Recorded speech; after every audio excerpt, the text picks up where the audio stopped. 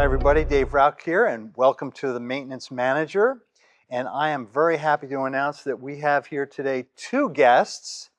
And the first is Allie Dale from Keystone Management, Glad an to be HOA, a here. community association manager. And we also have David Wolff from Morrow Management. And Morrow Management does infrastructure planning for new construction. I'm assuming industrial and commercial and Residential, industrial, commercial. We do everything. residential too. Fantastic. And so David and Allie are with the community Vilamoura, and it's 1L. It's one. And, Yes. and Vilamoura is 198 units, I believe, 198 homes in San Clemente. And it was on the blacklist. And the blacklist is the GSA designation for a community that they don't want to lend to conventional financing. And so this list is comprised right now of about 6,000 communities. And I think about a third or 1,500 are in California, and another third, about 1,500 are in Florida, which is the bulk of them, and then in other states. But if you get on this list, it's called the Unavailability for Lending List, aka Blacklist, then you're not able to get conventional financing, which is a problem. And so the great news here is that with David and Allie's help, they were able to get Vilamoura off the unavailability for lending list, which is a very unique thing. We hadn't heard about it before. So I thank you so much for being here today, you guys, to help our audience understand how you get on the blacklist, how you get off the blacklist, which is really the big news. So let's see, who heard about it first? I think, Allie, you were telling me it was some homeowners came to you. You know, I believe our board member, Barbara, she was the first one to hear about it. It was buzzing in the community, and it finally got back to management through our escrow team. And homeowners were concerned that they couldn't sell in the community, and then I had a couple more trickle in, couldn't refinance. So that's kind of where it started. And that was over a couple month period of time when you heard of these issues? It was over like a 2-week time where we were just like bombarded. Yep. Board meetings were a little bit more intense than normal. The board had questions like, how did we get here? Did we miss a notice? What happened? And as the manager, I needed to find that answer. And it happened right at the height of the busy season, right at the end of May, when people are, just moving around, refining, and that's when it happened. Crazy. And so at the board meeting, did you know what was going on then and announce it to the community, or how did you get it out to the community that there was a problem with lending? I think we took it on an individual basis to notify the homeowners that were either in escrow or were trying to refinance that we were working through this issue with the powers that be to try and resolve it as quickly as possible. The issue for us, though, was that before that point of escrow and before that point that Allie mentioned, we had no idea that we were on this list. Right. There was no notification. There was no compliance letter that we got. It was through an escrow department that we received the notification, and we kind of threw our hands up and said, we don't even know what this is. We didn't receive anything. And, I'm not sure if they just didn't have the manpower to sit there and give us the documents and let us know how we can come into compliance. But that would have been ideal. And even who to contact, and allow us time to come into compliance and submit those documentations. Because you could go on the site and you could realize that you were on the blacklist, but it didn't tell you who to contact. It didn't give you that information. Right. It just told you why you were on there. So I think a notice, an official notice letting you know that would be ideal. And I think the reason they don't is because it's a bank thing with the home. It's a transaction with the home. That's why they're not concerned with the common area, or the common area doesn't get involved to that extent. But I do know that Dawn Bauman, who's the new CEO of CAI in Washington, Dawn has been working with the GSEs closely for, since this came up about 3-4 years ago. And so Dawn, I know, has had many, many meetings with them, she's put out 2 newsletters. CAI Nationals put out 2 newsletters on it. But again, unless you're paying attention, it's hard to follow this thing because you don't realize it's a big deal. Yep. I mean, but it does affect 6,000 communities. What, 60,000 people maybe? Yeah. So it affects a lot of people. Yep. And CAI is on it, but haven't been able to budge the federal government. Right. So it's kind of crazy. Yep. And I think for us as a board member, the issue is that if previous boards weren't proactive about this issue could have taken a long time to solve. Definitely. To go get bids, to select a contractor, to put out a special assessment to the community. These issues could have taken a long time to solve. I see. And if the previous boards weren't already proactive about this issue and working through phase 1, 2, and 3 of our balcony project, Gotcha. this could have been, we could have been years on this list. Yeah. Right. So I think what would be helpful is to understand, for others to understand, is that this is not I can't solve this in 30 days. This is going to Gotcha. take me 90 days, 6 months, a year potentially to just get to a contractor starting work on our project. So I think that's really important for maybe other boards, and if we could make a recommendation, it's get this stuff going as early as you can. Gotcha. And then, like Ali said, if there was any way to find a list of if your community is on that list, to be able to know that, super important, because these things can't be solved in 30 days. Yep. And because you had started on the decks a year or 2 before, Correct. the reason you were able to get off the list so quickly was because you were already in process. We were already in process. Fixing the problem Yep. that they had with. We were already funded through special assessment. Yep. We already had the majority of the funds in the bank. So we were already, we were already well through the process. So yours is the Cinderella story. It is. We got really lucky. Yeah, we got really, really lucky. Yep. I think I was happier than the board when we got off the list. I'm like, yes, thank God. So was there any epiphany, one moment at the board meeting that, hey, we're on this list that the GSAs, Fannie Mae and Freddie Mac maintain. We're on this list, and we're going to research more. Was your attorney helpful in figuring out what to do? No. Or it was all on your guys' lap? No, we did reach out to the attorney initially. And the attorney suggested writing a letter to put in the escrow file to say, hey, we're good to go and we're actually working on this. But that wouldn't have helped in any fashion. But at the end of the day, we stopped moving forward with legal and just took another route. So no, not helpful. Gotcha. And so how did you find out why you got on the list? How did that happen? And I understand it was from deferred maintenance or the decks that you were doing, right? So it was on the website. We were able to actually put in a specific address within the community, and then it popped up. It gave us a code and a number, and then the information on why. And that's kind of how we were able to find out more information. Gotcha. Tell me a little bit about what the board decided to do, if anything, in response to knowing that you were on this list, and how to get off it. So luckily, at that point, we understood what the requirement was to get off the list. Well, maybe we didn't understand what the requirement was, but we knew why we were on the list. So we knew that we were on the list because of the deferred maintenance and structural issues. Right. We have ongoing projects in the community for balcony replacements due to SB 326. So we decided that we were just going to reach out directly to condorisk@fanniemae.com. That was what we ended up just taking hey, just try this approach. Yep. And our first approach was to ask questions. Why are we on the list? How do we get here? Did someone report us? Those kind of questions. Gotcha. And they weren't really interested in answering questions. They just kind of gave us what our next steps were, what you need to do. And then they probably didn't know the answers to the questions. That could be the case. Yeah.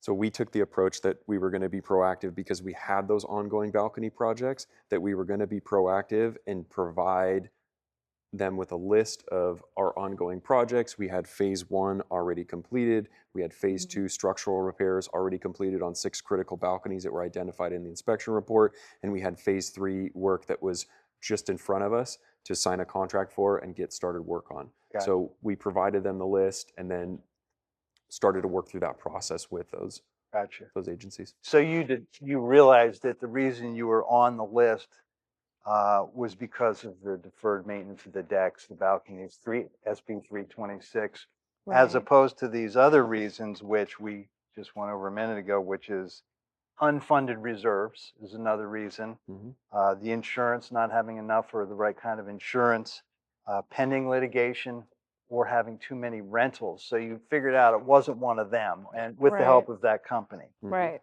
That's very good. So you found out it was the repairs and on the decks and the balconies. Mhm.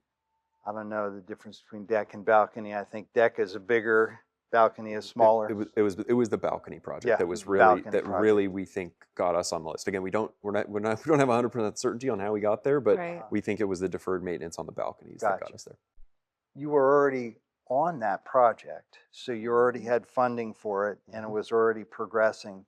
Tell us a little bit about, how did that change the project at all, or it just kept going as normal? I think it gave us a push to move into phase 3. Phase 3 is the most extensive portion of the project, and it gave us a big push to really move forward with phase 3 quickly and get that project done as quickly as possible, and to show documentation that we were moving forward with phase 3 to try and get off the list. Gotcha. And that push forward was because at board meetings there was homeowners there that were pushing. Well, it was How much did homeowners push? the feedback that we got from the homeowners was more about the homeowners who were either stuck in escrow or couldn't refi. So we wanted to make the situation right for those homeowners to be able to get federal funding for their new mortgage for a new homeowner. So we wanted to make the situation right for the entire community because we knew this was going to be a long-term issue if we didn't solve it right then. Okay. And then so it progressed, and where do you stand now with the project We're and with still in the the middle of the list? Are you, project. We're still working on phase 3. but Mhm. you did get off the list? We did. Yep. Okay. In while we're still in progress, there were they did want like aging reports. They wanted to review the financials. They wanted to know how the project was funded. We provided all that information, and that's ultimately what they needed to know in order to understand that it's underway. And that's Gotcha. how we were able to get off of it. And we're still the project. How many more balconies do we have left? We're about halfway through the project now. So for our viewers that also have, SB 326 debt compliance or even other, deferred maintenance, knowing that you can get off before you even finish the project, that's great news. Tell us a little bit about the kind of documentation that was required.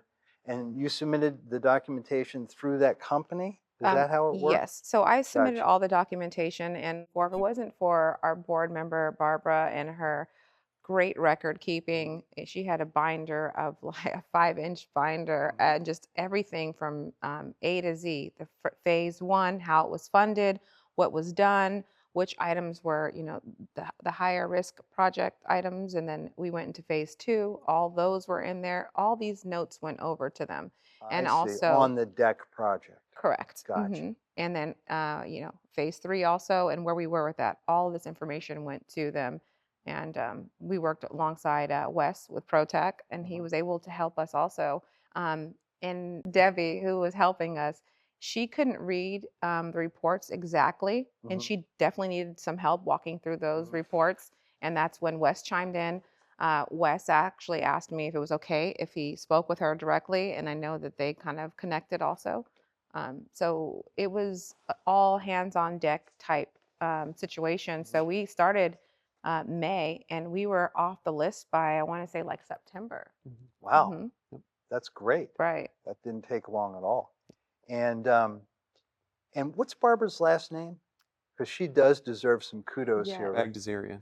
Yeah, it's so hard. Say it again. Barbara Bagdasarian. Bagdasarian. Yep. So Barbara did a lot of heavy lifting on Oh, this project, definitely. and she had started before news of the blacklist and the Right. unavailable for lending. She started with the deck project. Right. So it was the documentation on the deck project that really got you through the blacklist Correct. problem. Oh, yes, Yep. definitely. Because if Gotcha. everything's not well documented, there would have been no way for us to get off that list. We'd still be working through it. So would you recommend that if a board is doing a larger project, that one of the board members at least kind of is in charge of documenting everything that's going on. Certainly. Yeah, certainly keeping, Yeah. I mean, Barbara keeps vigorous notes. She's saving all the emails that come in.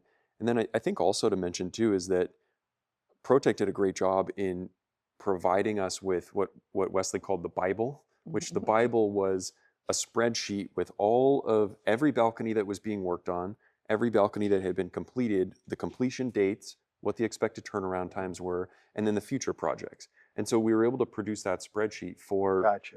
this agency, and that helped us get cleared off the list. Gotcha. The Bible. The I Bible. like that. Yeah. Wesley's something. He's Yeah. great. What recommendations would you have other than having, let's say, if you don't have a project manager? Now, on Yep. big reconstruction projects, you would normally have a project manager. Certainly. Dave, you're in the business, you Certainly. understand. And he'd be doing all that work. Mhm. But in this case, Barbara did it, Mhm. and that was fantastic. On in May, off in September. That's great news. And did you get accolades from the homeowners? Were they happy at the, Oh, of course not. result? No? This is a thankless job. Yeah. Yeah, I was gonna, because that Yeah. is amazing. It was, yeah, it was huge. Amazing Yep. May to September. That's awesome. And one of the main reasons we're here talking is because I think homeowners and board members and managers across the country, they're concerned about this, because you don't know that you're getting on this list and then how to get off. And so to see that you can get off fairly easily is great news. Yeah. Well, I don't know if it's Mhm. fairly easy. I think that a proactive board is very necessary. Don't rely 100% on the manager to Mhm. take everything Right. on. And without a proactive board and a team like Protect, we definitely wouldn't have been able to get off it as quickly. Well, I guess everything's put on the manager. Yes. Yeah.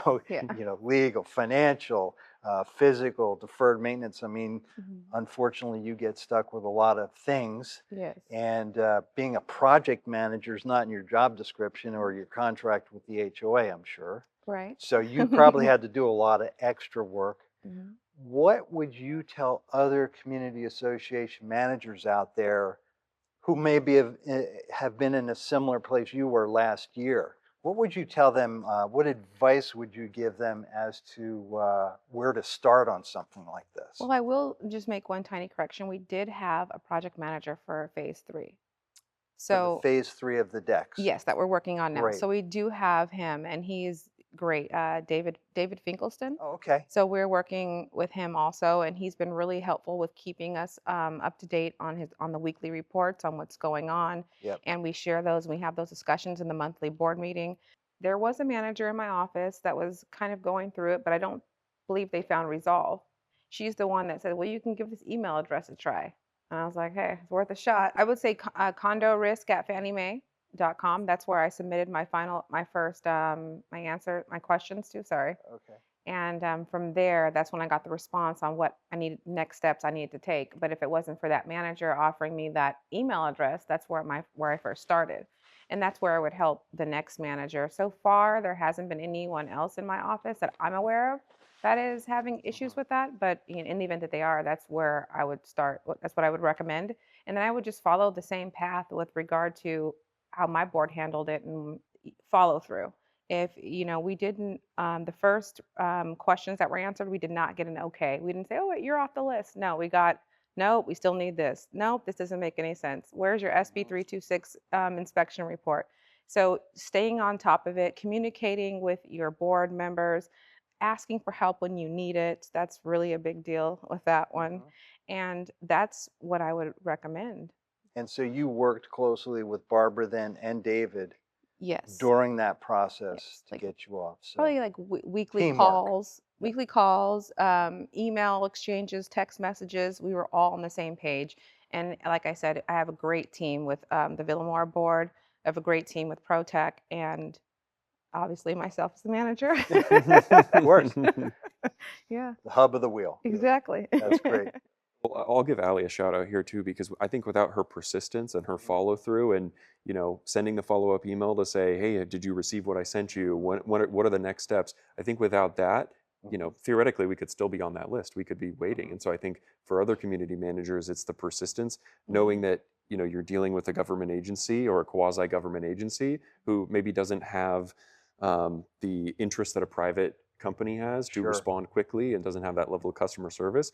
I think there needs to be more follow through than you're maybe used to working with your normal vendors, because this agency it doesn't need to respond to you. Yeah. Not timely. And they don't. And they don't. Yeah. That is interesting. So I'm trying to put my mind in the place of a homeowner who's refinancing their home or selling or buying.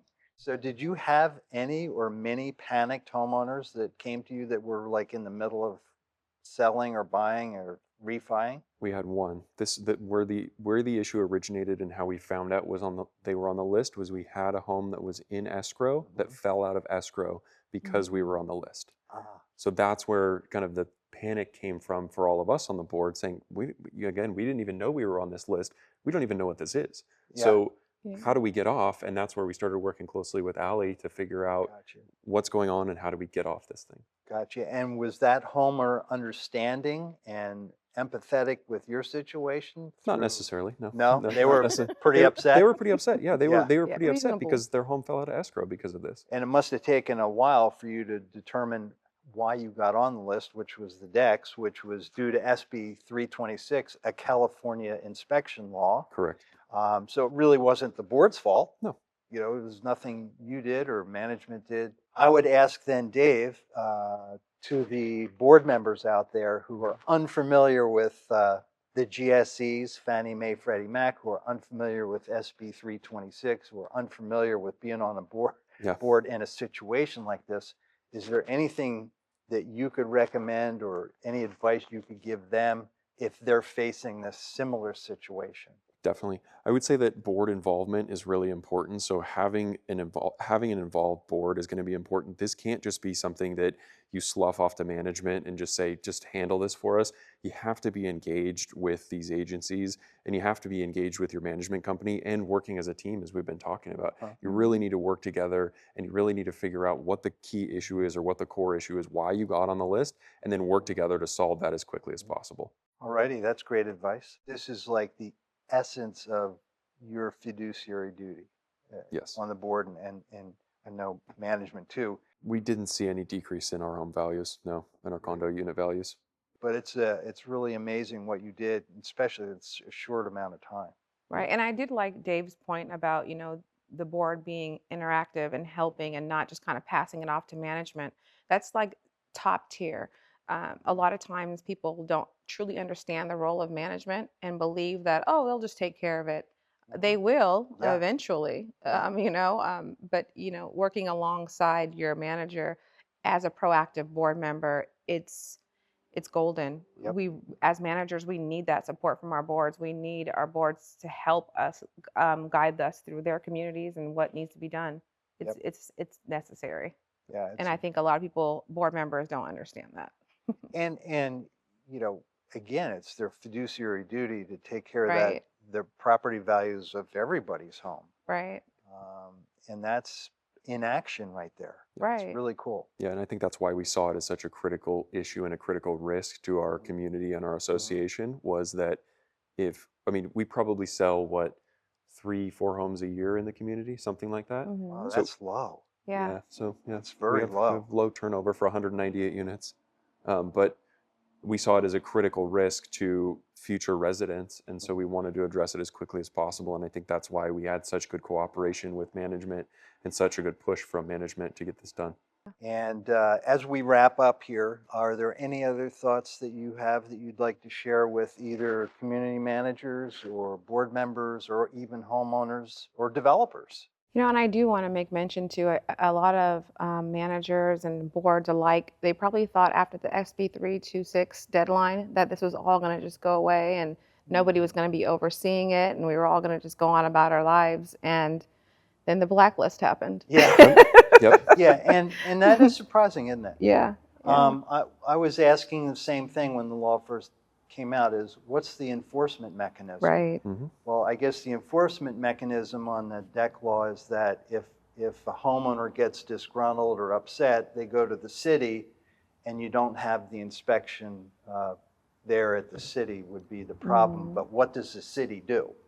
Nobody knows. Right. Right. But insurance, certainly insurance is a huge lever to get associations to properly maintain. Actually, that's a bigger lever than the unavailability for lending list right now. Insurance companies are cutting back their insurance or not even insuring HOAs at all if they're not keeping up on their maintenance. So insurance companies are very powerful with that too. But that's a great point. I guess maintenance, now that you've got the decks done, I'm hoping that you maintain them correctly. Oh, definitely. High priority for us going forward, certainly. So you've learned a lot about deck maintenance in this process? Yep. I've learned about all the coatings that get applied to decks, and I've learned a lot about deck construction as we go through this. It's important to understand it's not just the decks that have to be inspected. In my opinion, all common areas need to be inspected at least once a year, some more often actually, especially mechanical equipment with a mid-rise and high-rise. You have to inspect more often. So that's why I think a maintenance plan is critical, which is, maintenance manuals. I think you guys have heard of the HOA maintenance manuals, which is a maintenance plan. But it's the inspections first and then the maintenance from what you find. So it's critical. So my only advice would be, now that you've got those decks rebuilt, you got to maintain them like crazy. Yeah, I think that's one of our big goals headed into 2026 is really to evaluate our maintenance plan, because our community is an aging community and some of this maintenance has been deferred for a long period of time. And so we understand that deferred maintenance causes us significant costs going forward. And so our plan going into this year has always been to evaluate the maintenance, come up with phase plans to repair where we can, and then evaluate these bigger projects, because I would like to not be in a situation 30 years down the road where we're now subject to potentially millions of dollars of cost because of deferred maintenance. Great point.